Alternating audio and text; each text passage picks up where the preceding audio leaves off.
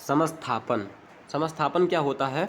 तो शारीरिक अंगों की क्रियाओं के माध्यम से, जो शरीर है उस शरीर के अंगों की क्रियाओं के माध्यम से स्थिर साम्यावस्था को बनाए रखना ही समस्थापन कहलाता है। ठीक है, जैसे पसीने की प्रक्रिया के माध्यम से शरीर को ठंडा रखना, ये क्या है? समस्थापन है। ठीक है, जीव जो होते हैं वो अपने आंतरिक पर्यावरण की स्थिरता को बनाए रखने का प्रयास करते हैं। ठीक है, और इसी प्रकार का एक शब्द है नियमन करना। ठीक है, रेगुलेट करना।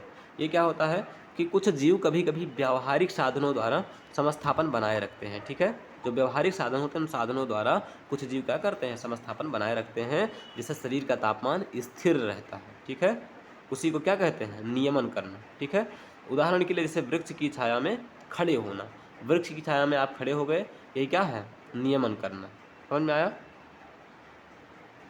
जो स्तनधारी पक्षी होते हैं वो इस प्रकार का नियमन करने में सक्षम होते हैं। इनको दो प्रकार का, मतलब एक तो ताप नियमन और दूसरा परासरण नियमन कहा जाता है। ठीक है, जो पौधे होते हैं वो पौधे अपने आंतरिक तापमान को स्थिर नहीं रख सकते हैं। ठीक है, उनमें कोई क्रियाविधि नहीं होती है। ठीक है, पौधों के अंदर तापमान को स्थिर रखने की कोई क्रियाविधि नहीं होती है। ठीक है, चलिए देखते हैं। एक जीव की परिवर्तन के माध्यम से स्थिरता प्राप्त करने की क्षमता। स्वनियमन प्रक्रिया के द्वारा जीव स्थिरता बनाए रखता है। न्यूनतम सक्रियता और उपापचयी न्यूनता की स्थिति परितंत्र के माध्यम से ऊर्जा का एक दिशीय प्रवाह। ठीक है, ये सी और डी गलत हैं। एक जीव को की परिवर्तन के माध्यम से स्थिरता प्राप्त करने की क्षमता, ये भी गलत है। ठीक है, ये तो नियमन करना हो गया। दूसरा स्वनियमन प्रक्रिया जिसके द्वारा जीव स्थिरता बनाए रखता है, एकदम बी ऑप्शन सही है।